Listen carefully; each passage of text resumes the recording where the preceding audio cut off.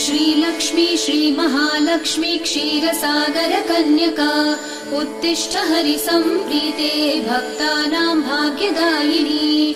श्रीलक्ष्मी श्रीमहालक्ष्मी क्षीरसागर कन्यका उत्तिष्ठ हरिसम्प्रीते भक्तानां भाग्यदायिनी।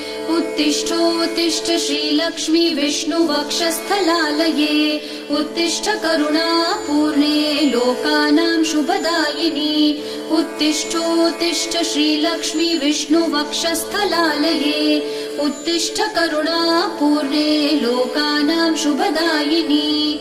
श्रीपद्ममध्यवसिते वरपद्मनेत्रे श्रीपद्महस्तचिरपूजित पद्मपादे श्रीपद्मजात जननी शुभपद्मवक्त्रे श्रीलक्ष्मी भक्तवरदे तव सुप्रभातम्।